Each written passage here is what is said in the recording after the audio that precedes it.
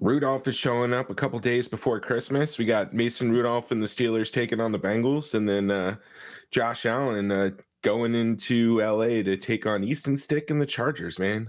So two backup quarterbacks, one who might be okay, and then Josh Allen. More backups, man. Let's do it.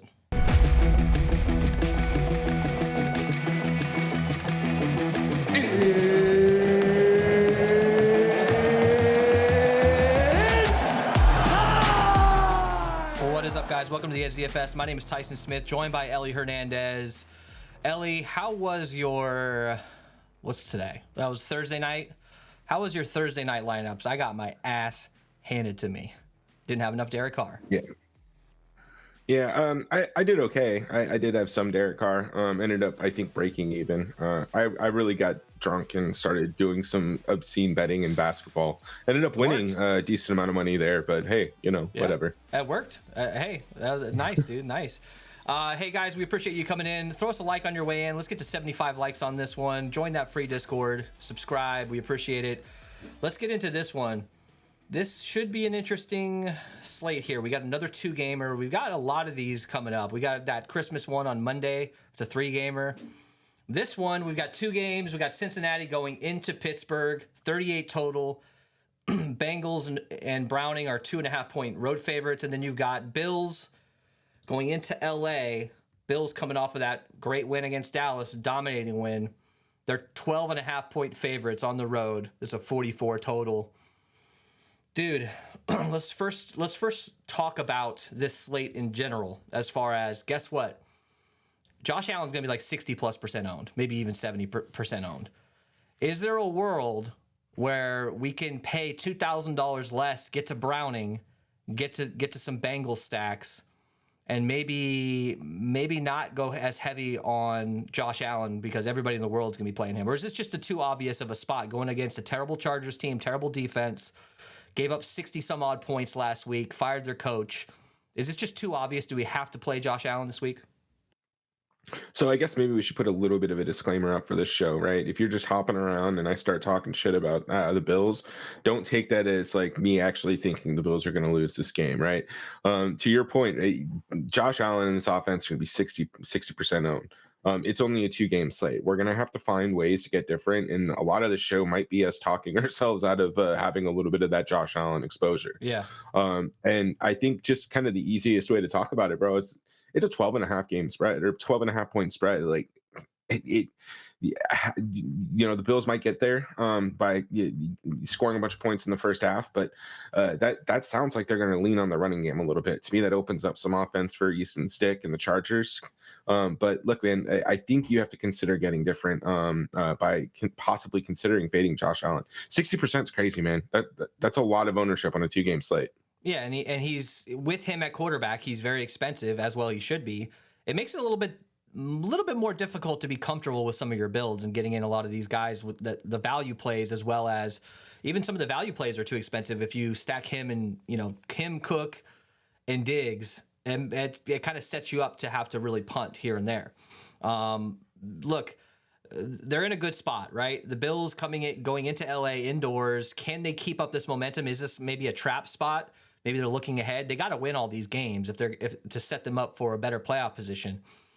It's a 12.5 point spread though. Like historically, we see teams that fire their coaches in the middle of the year. They'll come out and be a little bit more motivated than they were the week before. And they'll put up maybe a little bit of a better performance. I don't know if that's going to happen in this one. They've got some injuries. They don't even have a real quarterback. They got Easton Stick playing. But Giff Smith, if that's how you say his name, or is it Jiff? I don't know. Giff Smith taking over. I've never heard of this guy in my life. Is there any sort of effort boost, I would say, just in general, because they gave up last week. That's one of the worst losses you'll ever see. They still managed to put up 21 points, and there were some big days in there for guys like Josh Palmer, even Everett. Any interest in getting to some Charger stacks that fit a game script where they're losing by more than 2 touchdowns in the second half? Yeah, absolutely. So first of all, is that the special teams coach? So I don't know if I'm sure you heard this, but I guess Kellen Moore declined the position. Yeah. He didn't necessarily. He thinks it could impact his his head coach availability next year. So Yeah. that kind of says something to me. I think the offense will still be fine, right? Kellen Moore is doing fine with the offense, and I think Easton Stick can score some points. But yeah, dude, I don't know. I think their defense is still a question mark. We know that Staley or whatever the fuck his name was, he was calling defensive plays, right? So Yeah. Yeah. like this is going to be a big adjustment for the defense. I think it really kind of depends on how well they click. But to your point, man, I think we saw it with the Raiders. See, they're the poster boy example for that over the past like 4 or 5 years because they keep firing coaches, but they'll always come out the week after they fire their coach and whoops an ass. So I don't know, it's something to consider. And then just real quick on this, Buffalo, they beat the shit out of Dallas last week, right? 31-10. Like this could be. I don't want to get too crazy with this, right? This could be a letdown spot. You had an emotional victory. You had a very, very, very good game. This could be where you kind of just play down to your competition. Yeah, and the definition of a letdown spot would be them winning by 10 points, you know? So that's all I'm saying is I don't think the Chargers are going to come out and win, but can they make this like an actual like watchable game through 3 quarters or more? If so, we might want to consider some of these dudes because like Palmer and Quentin Johnston, Everett, simply because we don't have Keenan Allen again this week. So there's some value that's opened up that makes us want to kind of get to some of these guys. The Bills, dude, Josh Allen had 7 completions last week. James Cook absolutely crushed. He had like 27 touches, I believe. Since Joe Brady took over, their emphasis has been more about getting that run game going, and they've looked great. Even guys like Ty Johnson and Lat Murray had a touchdown. Ty Johnson got involved. The one thing that worries me about James Cook and what his massive ownership is going to come with this week, it's a great matchup, obviously, and it fits the game script. But James Cook just doesn't get a lot of work inside that red area, and more specifically, right up on the goal line. We're going to see Ty Johnson and Lat Murray in the game inside like the 10-yard line. And you even have, Josh Allen that can vulture a touchdown. What are your thoughts on James Cook? I mean, he had an incredible game. For him to replicate that again is going to be tough, but he's going to be so damn high owned. I think I think for sure, if you don't have Josh Allen, you're going to want to play some James Cook as well. But are you going to be getting as heavy James Cook as the field this week? Yeah, probably. I think the one thing that we can look to for the offensive coordinator from Buffalo is, and he said this in his post-game interview, and it was kind of a breath of fresh air, right? They kept feeding James Cook, or they just kept attacking with the run game last week because it was working. And I think many coaches kind of just lose sight. They come in with their game plan, like we got to stick to the game plan, dude. If you're getting fucking 6 yards per carry, don't stop handing the ball off. Yeah, and it was kind of refreshing to see, man. So like, I know it might be a little crazy, but I think you kind of got to ride that into this week a little bit. I think, and just given the slate, man, like James Cook is probably going to be one of the safer plays. I think you kind of, what are you going to do? Get more Najee Harris instead? Like it's kind of a weird one. I think James Cook is the place that I play a little bit more, and then I come under the field on Josh Allen and GPP. Yeah, that's probably the way to go. Let's go to this first game. So that was the night game. It starts about 8 Eastern. This one starts about 4:30 Eastern. Bengals going into Pittsburgh. Not really weather to talk about. I mean, it's an outdoor game. It's going to be in the 40s. It's going to be, slightly chilly, but there's really no rain forecasted as of now. So we don't have to worry about that. But you got the Bengals coming off of a big win. Browning got shut down in that game through 3 quarters pretty much from that Vikings defense, and then he figured out a way to turn it on. We saw Jamar Chase go out in that game at the end. He's going to be out this week. So T. Higgins, Tyler Boyd, Irwin, Yoshevitz, like all these guys, all these tight ends they have, I really do feel like the Bengals in this one are nice to get stacks of, especially with Browning's price. Now the Steelers, look, in Week 12, this was not that long ago. These teams were like basically heading in a complete opposite direction in Week 12, and the Steelers won that game. That was the first game that they fired Canada. And they came out and put up like over 400 yards offense. They only scored 16 points in that game. but that was with Kenny Pickett. Since then, Pickett's gone down. The Bengals have won a few in a row, and Browning looks to be a serviceable starting quarterback that could probably lead them to a playoff win. I really do think so. But this Bengals defense is dog shit, and we know that. And they're terrible against the tight ends. We should be able to target Freiermuth. In that last game in Week 12, Freiermuth came back from the injury and put up over 100 yards receiving. Now, last week, the Hawkinson chalk didn't quite get there, mainly because just other guys were scoring. He didn't have a terrible game. I think he still put up over 10 fantasy points, but that's something to target here, as well as, look, Najee Harris had 99 yards in that game. It was like I said, a different quarterback, different situation, different vibe. But I think we could target on the ground against the Bengals. We can target in the air against the Bengals, and especially the tight ends. What's your main matchup stuff here with Mason Rudolph getting a start for the first time in since 2021? Any chance he comes out and looks better than Trubisky? I mean, I don't know, man. That's not really saying all that much. I think he can. But look, we know that they suck against tight ends. Pat Freiermuth has been pretty solid as of late. So I think that this is probably a place that Mason Rudolph can get a little bit consistency. He's just attacking the tight end position. We talk about a lot, having a big body to kind of just ease yourself into the offense is a really nice way to build some consistency. Outside of that, man, like I think you're right on with Jake Browning and the Bengals. I had a little bit of skepticism coming into last week against the Vikings regarding them, and honestly, until that fourth quarter, I had a lot of skepticism. But they put together a pretty impressive fourth quarter. They were able to hang on there. And T. Higgins is a grown ass man, dude. He's going to be a wide receiver 1 next year for somebody. He's not going to end up re-signing with Cincinnati, obviously, but. Dude, he's a grown ass man. Dude, Ty Chandler absolutely annihilated their souls last week, the Bengals. Mm-hmm. I think we have to target Jaylen Warren and Najee Harris in this game as much as we don't want to. Last week they were in a good spot and didn't do much either. So am I going to go back to the well? Probably. I mean, it's a 2-game slate. You're going to have to get some of these guys involved. Am I going to be like locking Najee Harris? Hell no. But, locking Warren, probably not. But I think we're going to have to definitely get to some exposure to these guys. The biggest question is, do we want to involve them in our single entry or not? I don't know. We'll get to that in a minute. What else jumps out to you with this matchup, man? It seems like, to me, if you're looking at these Fantasy Fellowship on TikTok, these charts, we see all the blue. All these arrows are color-coded, so you can kind of see them a little bit easier. That's the Chargers. We know they suck ass.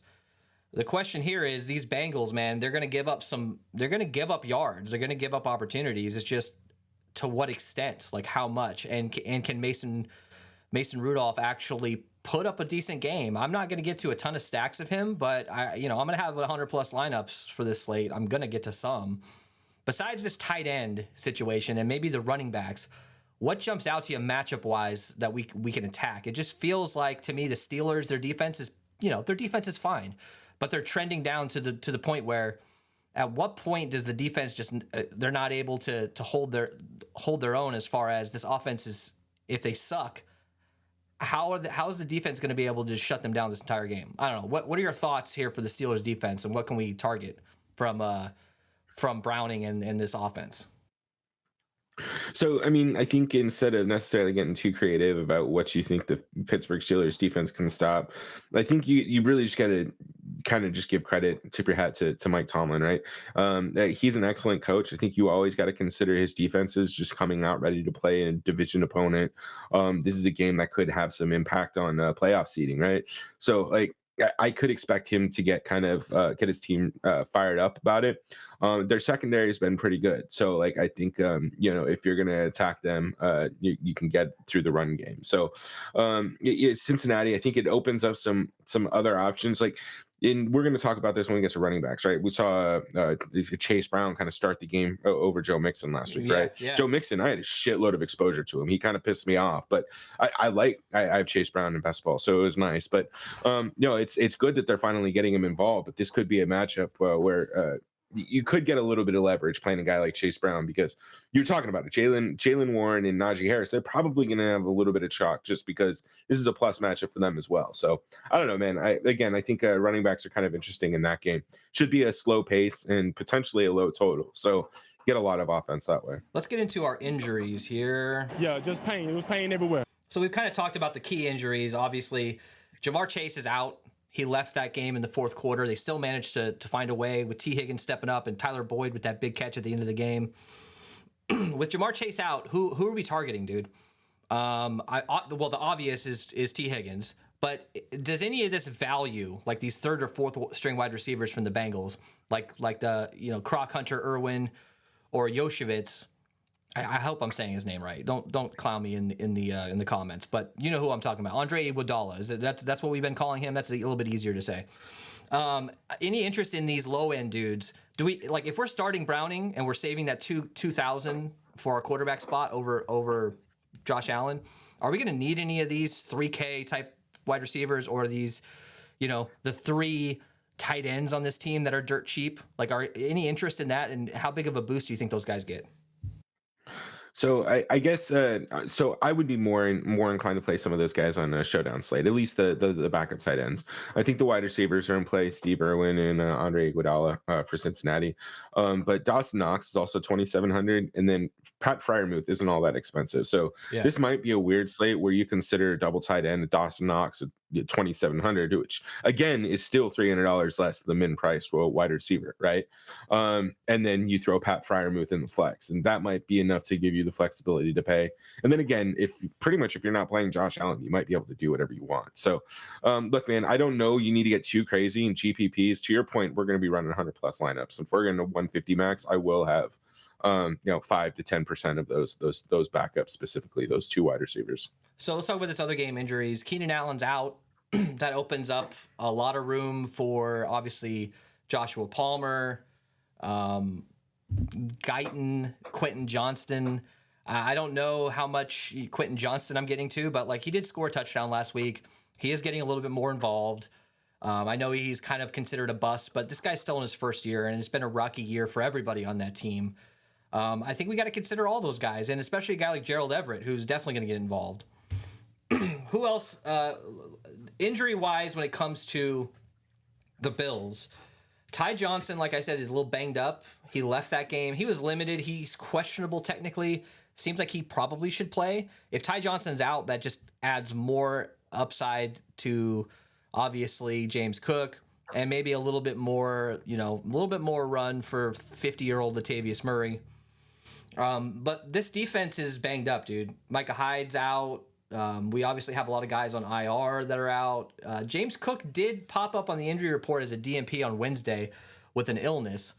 He doesn't carry a designation, so I'm not super worried about that. Bosa was activated off of that IR 21-day window. Is not going to play on this one. What else jumps out to you, dude, here? Anything moving the needle for you as far as defensively, like with guys like Matt Milano still out, and Epinesa questionable? Nothing crazy, man. I mean, it's still Easton Stick. Like it should be a backup quarterback against a pretty, it's still a decent NFL defense. Nothing crazy here that I'm that concerned about. Let's get into our breakdown here. We're going to go position by position. Let's jump over into Saber Sim. Let's hit it. Break it down. So like I said earlier, Josh Allen's $8,100. He's going to be probably 60% owned. This isn't a showdown slate where you can play multiple quarterbacks. This isn't a super flex. There's one quarterback, and he's probably going to be in about 60% of the field. Good. He probably should be. The guy leads the league in touchdowns this year. He's probably guaranteed as a floor, even with a bad game, to get 1 rushing touchdown and 1 passing touchdown and 200 yards probably. But can he get game scripted out of this game? If they're up by 3 touchdowns in the third quarter, are they going to come out slinging the ball down the field, or are they just going to hand it off to Ty Johnson and obviously James Cook? $8,100, dude. You go down to Jake Browning, who's $2,000 cheaper. He's $6,100. And how big of a game does Josh Allen have to have that you absolutely are going to need him at quarterback? Yeah, I mean, I think you probably need to get 18 plus points. I can easily see Jake Browning getting 16 plus, right? So, on a slate like this, he has to pay off. Like Josh Allen has to be like one of the highest point per dollar plays too to pay off. Um, but look, man, I think that the easiest way to attack this and how I'm going to be approaching this slate is single entries. I'll probably have a couple. They're probably high dollar, where I'm just going to have Josh Allen as the captain. And then for GPPs, I'm going to limit him, man. I think getting Jake Browning is probably going to be the best way to go. You're going to have a lot of flexibility and not be required to punt as much. And even getting some exposure to Easton Stick is something that I'm going to consider. Again, that's a 12.5 point spread. There's going to be plenty of opportunity for Easton Stick to get fantasy points. They may not be in a competitive game, but like we were talking about the letdown, I don't think the Bills as a team is going to have a letdown, but it's very easy to go up 2 touchdowns and then kind of just not give a shit anymore, right? Allow underneath passes. That's how you give up 21 points in the fourth quarter up, whatever, right? Maybe they only win by a touchdown. That's stuff that benefits Easton Stick. So, look, man, for GPPs, I really think you have to consider these other 3 guys just because of the ownership that you're getting to Josh Allen. Yeah, when it comes to Mason Rudolph, like I'm open to play him. Like we were saying, like I'm gonna have 100 lineups. I'm definitely gonna have some Mason Rudolph, not a ton, but he's $4,800, dude. If you look at his point per dollar value at a 13.34 projection, he's coming in right around the same point per dollar at Josh Allen, scoring about 23 fantasy points. So there's just something to consider. When you look at the true point per dollar, it looks like Jake Browning is probably one of the better plays. I think I agree with what you're saying about Josh Allen's single entry. I might go Jake Browning single entry too at 6,100. I don't know. That's probably crazy. Obviously Josh Allen's the best quarterback on this slate by far, but we're playing DFS here, man. We got to try to, some easy leverage would be to potentially just get a little bit more Jake Browning and hope he gets you 20 plus fantasy points. As long as Josh Allen doesn't have one of these nuclear 30 plus point games, which we all have to assume he could do against one of the worst defenses in the league, one of the worst defenses we've seen in years. To me, that's the only downside of not playing as much Allen as the field is if he has one of these games, you might as well close your laptop. All right, let's move on to running backs. I'm going to sort by projected points here just to make it easier on everybody. James Cook, 6,900, dude. That's, he's $100 more expensive than Joe Mixon. Would I rather get to James Cook over Joe Mixon every time? Probably. You can even put James Cook with Josh Allen. He's going to throw, you threw him a touchdown pass last week, and he almost had two touchdown receptions from Josh Allen there. To me, a guy like James Cook is one of these guys that obviously can get you 100 yards on the ground, can get you some receptions out of the backfield, but the worry is he's going to get vultured down by the goal line. Just not getting as many opportunities with guys like Latavius Murray, Josh Allen doing quarterback sneaks or the RPO. And even Ty Johnson getting more opportunities in that, inside the 10. In what world are you under the field on a guy like James Cook? I mean, I don't think you really have to think about it too much because this is a 2-game slate. Like, I'm not going to play a ton of Austin Eckler at 7,200. We'll get to him in a second. So I don't think there's any reason to just to pay down and be too different at running back here. Do you agree? Yeah, I mean, the only other thing that, again, I'll say to not play him, the only reason to not play him really comes down to his ownership. He's probably going to be 60% owned as well. That said, like, I think he's going to be owned in tandem with Josh Allen. So if you just go one or the other, you might be different enough. Play James Cook. He's probably going to be in a smash spot. He's probably going to have over 100 yards and a touchdown. Jaylen Warren, 5,400. Joe Mixon, 68. Austin Eckler, 72, Najee Harris. Those are kind of your top end guys. Najee Harris is 5K. I feel like we got to get some exposure. I made this mistake last week on that other Saturday slate.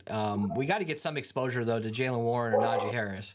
Najee had almost 100 yards in a touchdown in that game last, week 12. We're going to have to try to mess around and get to some Jaylen Warren and Najee, right? Do you agree with that? Or are you going in another direction? And they're probably coming in right around... look at that. Jaylen Warren, 45% owned. Najee Harris, 38%. Do you agree with those ownerships? Or are you going to be getting to around that?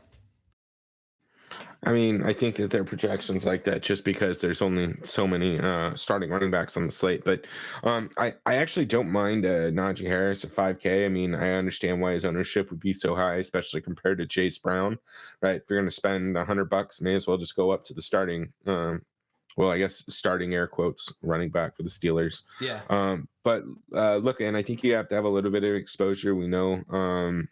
I mean, they're going to run the ball to try and take some pressure off of Mason Rudolph. But look, just they're priced nicely too. Again, I don't necessarily want to punt. I think 4K is the cheapest you can get at running back. And I don't know. I don't know if I necessarily want to go down to a guy like Isaiah Spiller. Chase Brown at 4,900 again. Like even then, like I don't know about that. Some of these other guys are kind of just big question marks for me.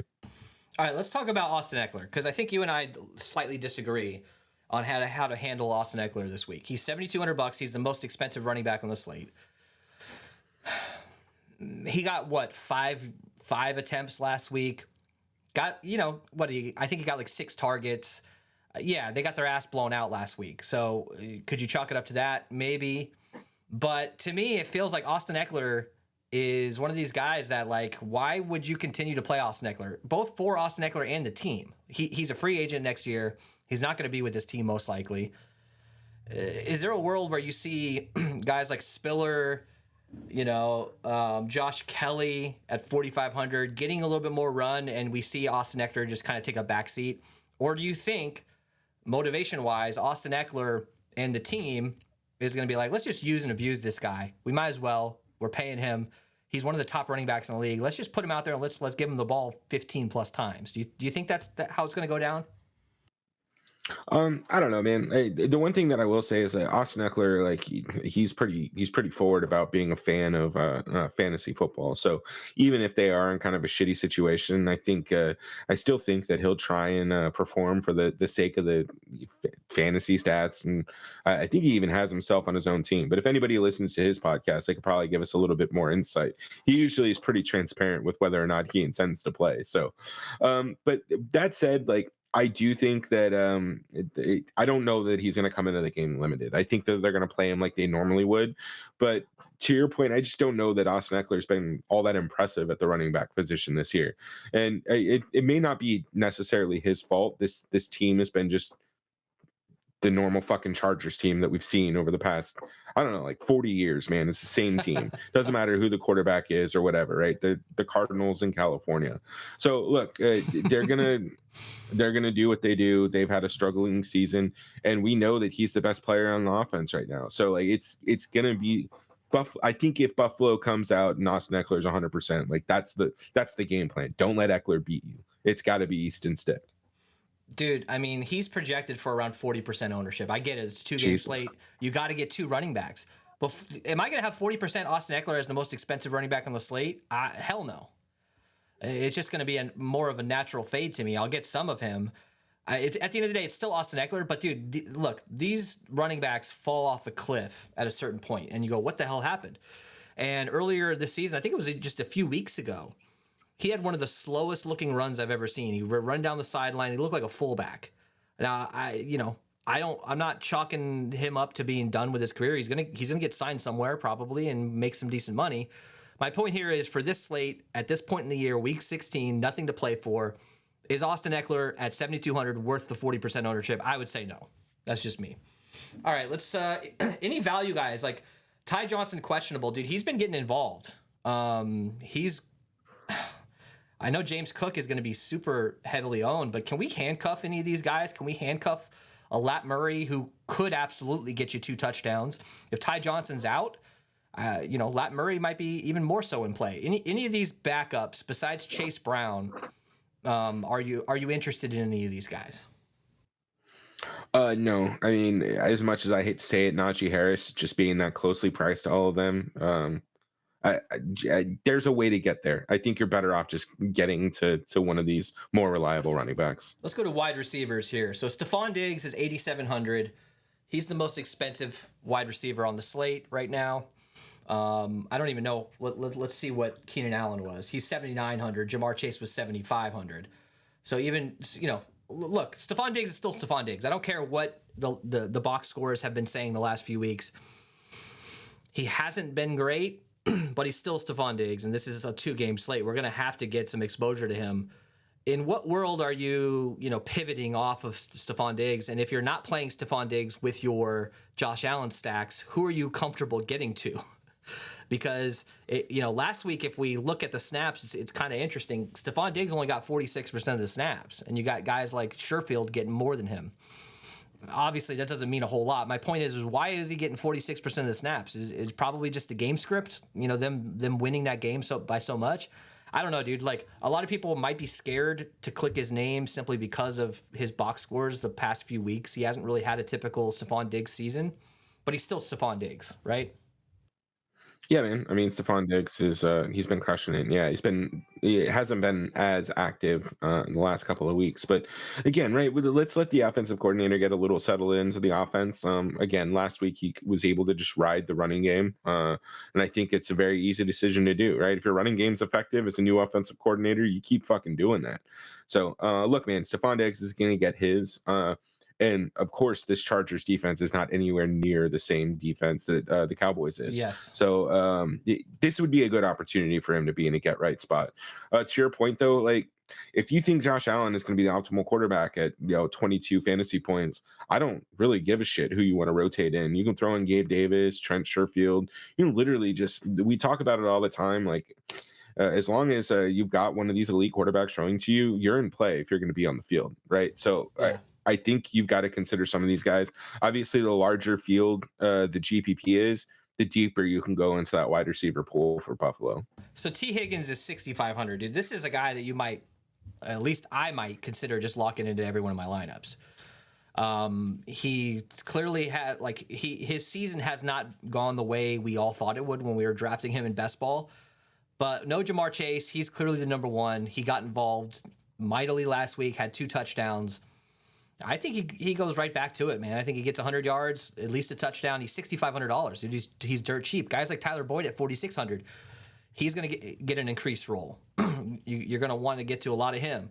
George Pickens, 4,700. Deontay Johnson, 5,100.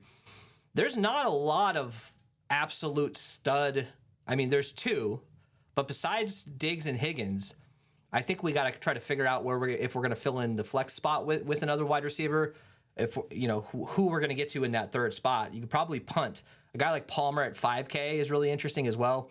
So what are we doing with T. Higgins and Tyler Boyd and some of these wide receivers from Cincinnati? I'm actually going to highlight them because I want to see all these wide receivers. What are you getting, with Irwin at 3K and Andre Iguodala at 3K? Yeah, then so look, T. Higgins is obviously in play. Tyler Boyd is obviously in play. Those are going to be the number 1 and 2 for the team.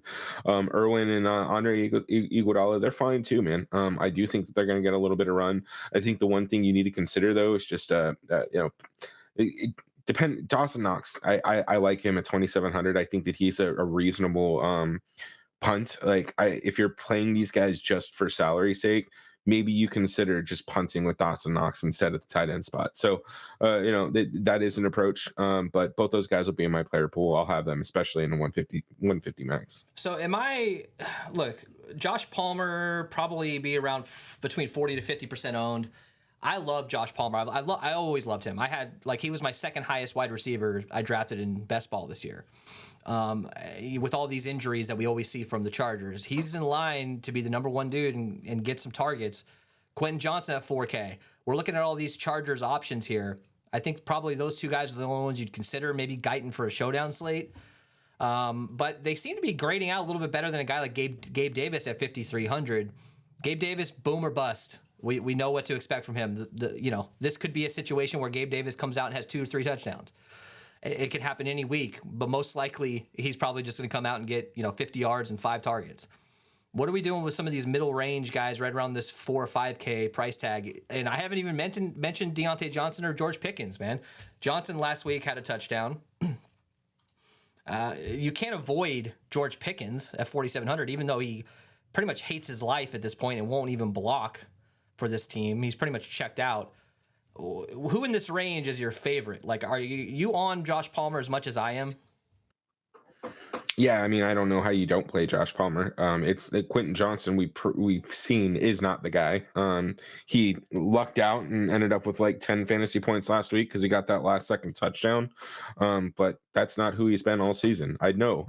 He was my highest owned guy in best ball. Right, it crushed me. But anyways, not to harp on that too much. Josh Palmer is going to be probably one of my highest owned guys. I think Gabe Davis and some of these other guys in that 4 or 5K range are fine. I don't think I'm going to play George Pickens. I got burned last week, and he's not bought in. So Yeah. I think, and again, like I think if you're willing to come off of Josh Allen, I don't think you necessarily need to get too crazy with some of these wide receiver plays because everyone's just kind of middle priced. All right, let's go to tight end here. So Kincaid is the most expensive tight end. Last week he did not get involved. He had a couple drops. They just didn't pass the ball that much. With Dawson Knox coming back, we have not seen Kincaid perform the way we've used to seeing him this year. You look at Kincaid in Laporta. To start the year, Kincaid was looking pretty good. He sort of fell off a bit. Dawson Knox is 2,700. It seems like they get these guys on the field together sometimes, but lately I've noticed, especially in that game, a lot of it was 11 personnel, one tight end. And that tight end, if it's Dawson Knox, he's on the line. So if they're running the ball more, you're going to see more Dawson Knox. You're going to maybe you get some play action opportunity out of Dawson Knox. If they're running the ball, you might not see as much Dalton Kincaid. He's 5K. He's pretty expensive. I don't know that I love him. I've loved him all year, but there's just better tight end options. I feel like Gerald Everett at 3,500, Pat Freiermuth with this matchup at 3,800. Dude, if you get Pat Freiermuth in your lineups, and you put and you got Jake Browning as a run back there. Dude, you're going to have so much salary to play with. Thoughts on all these dudes? And then what about like Tanner Hudson and Drew Sample and Irv Smith? Like they've seemed to come alive a little bit more with Jake Browning. And I feel like any one of these guys could score a touchdown in this game. At 3,600, if you get a tight end that gets you 10 fantasy points, is that enough to be comfortable playing these guys?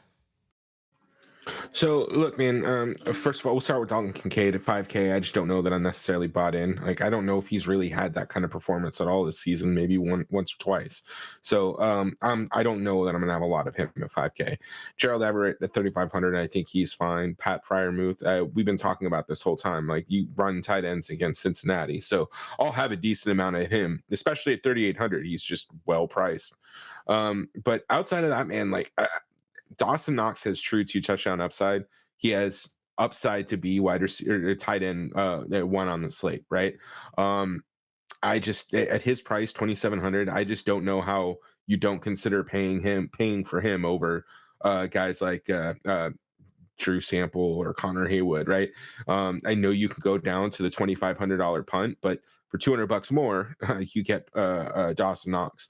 And I know Pat Freiermuth is going to be chalky as fuck. So if I don't know that we'll need the salary savings, but you can throw Knox in at tight end and then Pat flex. And I think that's going to give you a lot of flexibility to build really however you want.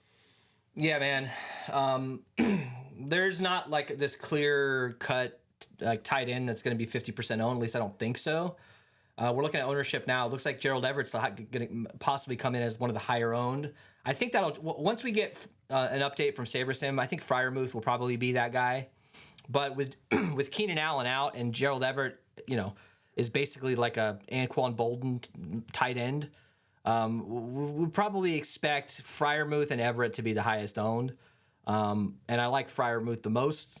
Kincaid to me, it's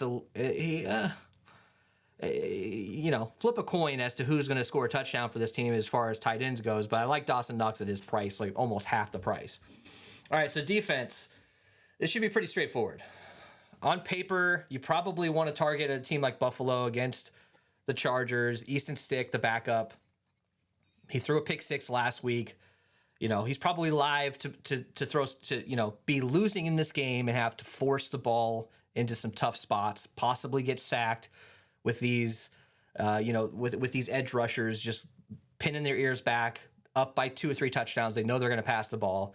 The Bills are 3,500, Steelers 3K, Bengals 3,700. Bengals are the highest price defense on this slate. going up against a dude who hasn't started for what, 2 years now. And then there's the Chargers, which I'm not going to touch at 2,700. Are you spreading yourself out here? Or are you focused on like one defense? Yeah, I'll spread myself out. I don't think I'll have any of the Chargers, but I'll do whatever. I'll play whatever defense I need to. That's not too negatively correlated versus my build.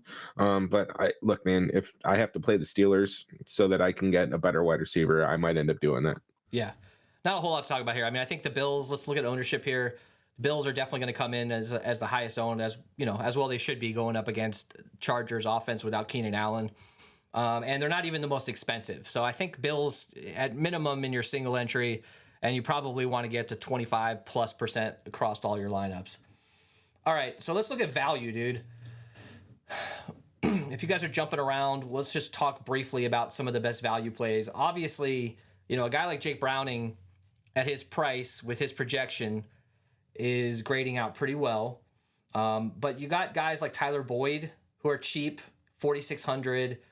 Trent Irwin, even T. Higgins is going to be in a good spot. And then, obviously, he's not grading out well. Where is he? Where's Palmer? 1.8 point per dollar value. Not grading out well. That could just be a projection thing right now. Maybe when the update comes out, it'll be better. But Freiermuth, to me, feels like one of the better value options on the slate. And then the Cincinnati tight end, or the Cincinnati wide receivers, as well as these Steeler running backs seem like the best value. What's jumping out value-wise to you? Yeah, I mean, so as far as like min price guys, I think looking obviously at the Cincinnati wide receivers, but just to kind of briefly call out, the slate was priced before Keenan Allen was necessarily announced out and before Jamar Chase, or maybe it was just Jamar Chase, but either way, they generally things are mispriced on the slate because of that. So I think everybody has a little bit boost in value just because the pricing was built with him to be on the maximum end. But look, man, again, I don't want to oversell Dawson Knox, but at 2,700, I just think that he's probably one of the safer guys to go with if you're looking for a pure punt. So I want to look at SaberSim briefly here. We're going to move on to lineups. Let me actually move that tab over here. I just want to show the difference between looking at the contest sims and looking at just the straight up projections and the Saber score. Obviously, if you're sorting by just Saber score here, which does take into effect ownership, you're going to get a ton of Josh Allen. 85% of 150 lineups are Josh Allen. As soon as you run a contest sim for the big contest, we start to see that maybe being under with Josh Allen and going with Jake Browning could be the way to go. You're getting to 57% Jake Browning and 42% Josh Allen. It's just something I wanted to point out here. And then when you get to single entry, if you sort by pretty much just kind of projected lineups, let's sort by that first and look at our quarterbacks. It's Josh Allen again at 86%. You look at the contest sims and we start to account for that ownership. You're getting to Jake Browning at 64% of the lineups. So thoughts on these contest sims here, man. Like it's a very quick and easy way to kind of figure out where the holes in ownership are and the leverage is. This is just another reason why I'm interested in Jake Browning this week. Of course, this week would be the week that he sucks because I've been off of him the last few weeks. Yeah, man, these sims are very helpful, especially on a 4-game slate or 2-game slate where we don't necessarily have any value. These guys help you find deeper picks that you may not necessarily have ended up on your own. All right, let's move over to DraftKings here. Let me get that loaded up. We appreciate you guys. Throw us a like if you're jumping around here. Subscribe. We do have our YouTube members. If you guys want to join that, you guys will get a Monday night show every week, or as we get away from Monday night shows, you'll get to some special show that we'll do, a showdown show. It's $3.99 a month. It helps support the channel. Make sure you guys are subscribed. I want to get to 2,000 subs before the end of this football season. I think that's possible. So we appreciate you guys. Let's jump into DraftKings right now and start building some lineups here. Let me pull this up. So let's start with our single entry, dude. Let's assume we're building for like this $100 1,000 entry or less, or right around 1,000 entries. Let's build with Josh Allen. Let's see how it goes, right? So Josh Allen, you want to get James Cook in this lineup too, and then Diggs, and just see where we're at. Yeah, sure. All right, so let's put in T. Higgins. I think that's a smart way to go, and I honestly don't even mind getting a Boyd or another one of these guys in here right off the bat. But let's put in Higgins. Who do you want to? Where do you want to attack next? You want to go directly to Freiermuth? Yeah, let's throw in Pat. All right, so we got running back, wide receiver, and a flex spot. Obviously, the defense. Let's just put in Bengals defense. Do you want to? Or I'm sorry, Bills defense to start. Yeah. Where do we go now? So we got about 4,100 apiece. Do you want to pay down? I think it's either. You want to go? Yeah, I think we go to running back and either go Najee or Jalen Warren. Yeah, let's put in Warren to start since he's $400 more, and we kind of know what we're working with here. So wide receiver wise, for a single entry, I don't think we have to massively stack or game stack. Like, we don't have to go Josh Allen and Diggs and Sherfield, or we don't have to necessarily do that. So where are we targeting this other wide receiver spot here? Is this a Josh Palmer situation, dude, at 5K, being the number one dude for a team that's probably going to be losing? I know there's clear paths that maybe this Chargers team just does not step up and put up really any points. But for a team that's 12.5 point underdogs, they're going to be coming out and throwing the ball. And if you're not playing Quentin, or if you're not playing Palmer, that could be a little bit scary if he's getting fed in the fourth quarter. Is this where we want to go for this other spot here? We can't afford it. It only gives us 2,100 at the flex, so we'd have to move somebody else. All right. So that do we want to move down from Warren then to Najee right off the bat? Yeah, let's see if that gives us Palmer. So we could go Boyd here. I mean, let's talk about this.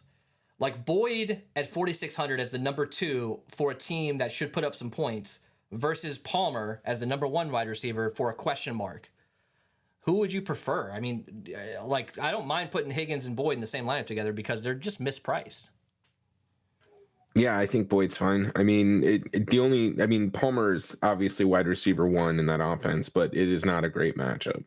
So that leaves us with under 2,900 or under. And I mean, dude, you got Dawson Knox right here. I mean, I know that's a little bit weird for a single entry, but I think we can do it on this one.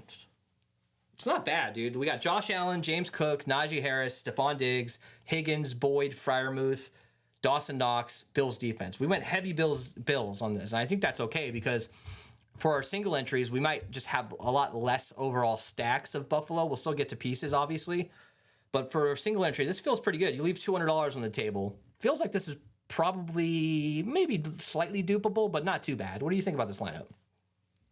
Yeah, actually, I kind of like this. It wasn't too, but it probably is going to be duplicated just because it wasn't too tough to build this. Just to be completely honest. So yeah, but I like it, man. I'll run this lineup probably for single entry. Let's do a single entry with Browning now and just see the difference. So definitely putting James Cook in here. Let's still get Diggs. I'm okay with that. Let's get to T. Higgins. Let's get to Boyd too with Browning. Running back wise, let's just go ahead and grab Jalen Warren here.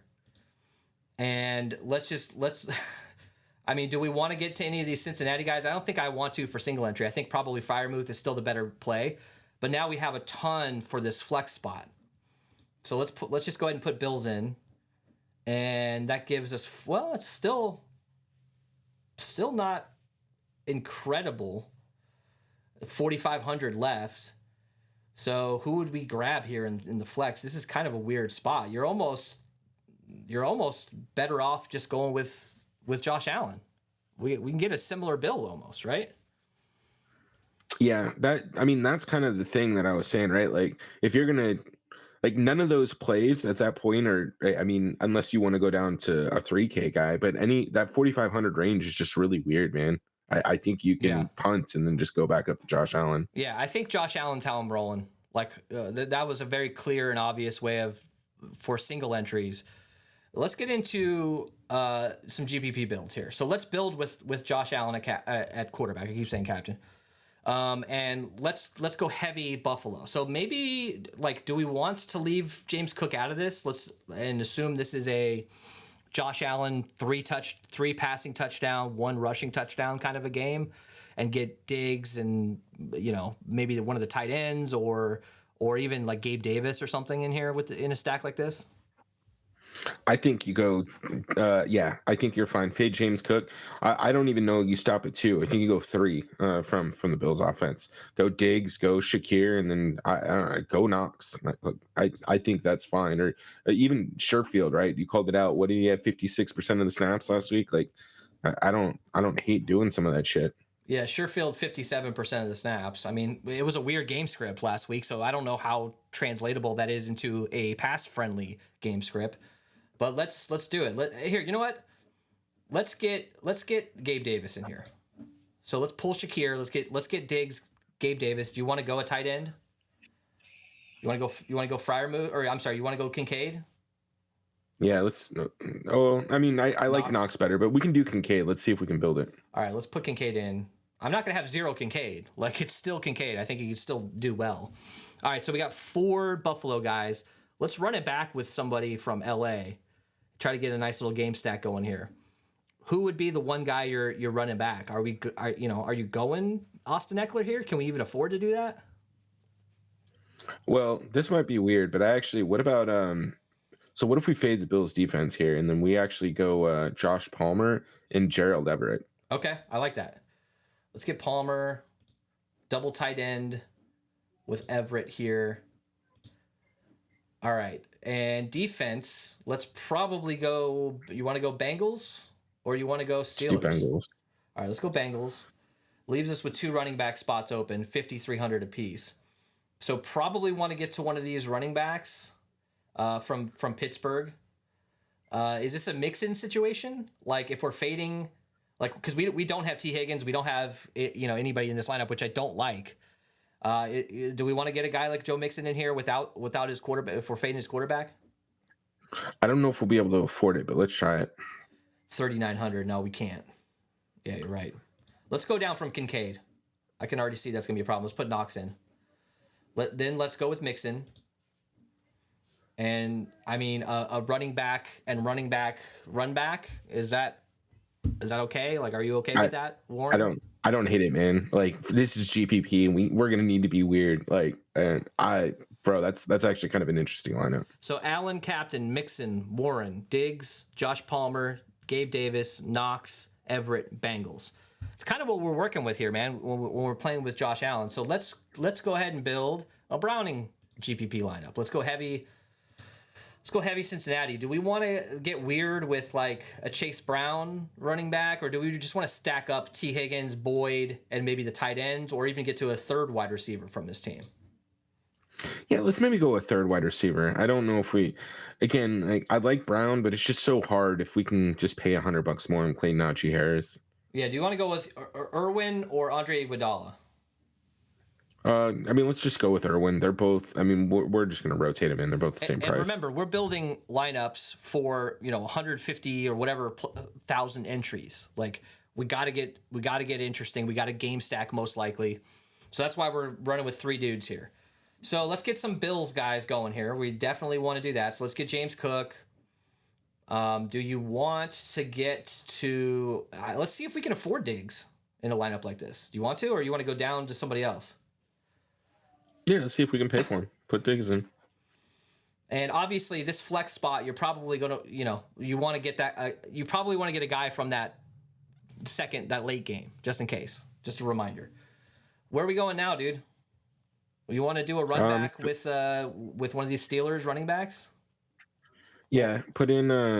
Let's start with Warren, and then can you put in the Bills defense too? Just see. Let's get Warren. Let's go with Freiermuth. So we got a great game stack here, and we got Bills defense. Oh, dude, look at that. Bills defense with James Cook, and then we stacked the Shiza out of the Cincinnati Pittsburgh game. That's interesting. You got Browning, James Cook, Warren, Higgins, Boyd, Irwin, Freiermuth, Diggs, and the Bills. Do you want to build another? You want to do one more build here before we send it off? You want to go with something weird? Yeah, let's go with Easton Stick. All right, Easton Stick. Now, how many guys are you willing to stack with him? Is this like a two stack kind of a situation here? You're probably not going to want to go too heavy, right? Yeah, I would just go. I mean, honestly, let's just start with Palmer. I think Everett's in play, but I don't know. We'll see if we get there. And then let's put in Cook and Diggs. I like it. Cook, Diggs.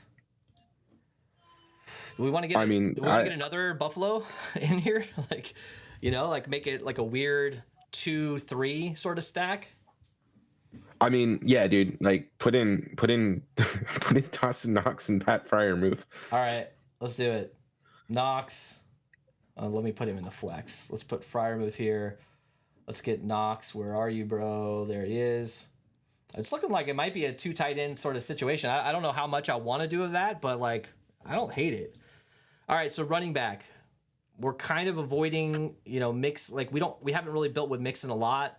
Like, I'm not just going to throw him in just to throw him in, but we don't have really anybody. Go ahead. Put Mixon in, and then put in the Bengals defense too. Let's just see where we're at. 6,900 for one wide receiver spot. Higgins. Throw in T. Higgins. Yeah, fuck that. This is an awesome lineup. Easton Stick, Cook, Mixon, Palmer, Diggs, Higgins, Freiermuth, Knox, Bengals defense. Dude, this is not bad build, man. After coming off of that Saints showdown slate there, man, where everybody was super expensive, this one feels very doable, especially for hand building. What's going to be your strategy? How much are you going to rely on Saber Sim setting rules, relying on the sims and the contest sims? You're going to get to any hand building? I'll probably do my single entry as a hand build, maybe hand build a handful, upload them to Saber Sim, and then work the rest out with the sims. What's your strategy for this one? Yeah, man. I'll probably be relying on the optimizer a little bit more, utilizing Saber Sim. On sites like this where it's kind of easy to build, it's really easy to kind of just end up on very similar lineups. And I don't necessarily want to do that. I want to account for some of these periphery guys that have an opportunity to capture a touchdown. So I think I'll rely on the optimizer a little bit more than I normally would. Who's your dirt bag of the day? One of these low-owned guys that can score. You got anybody in mind?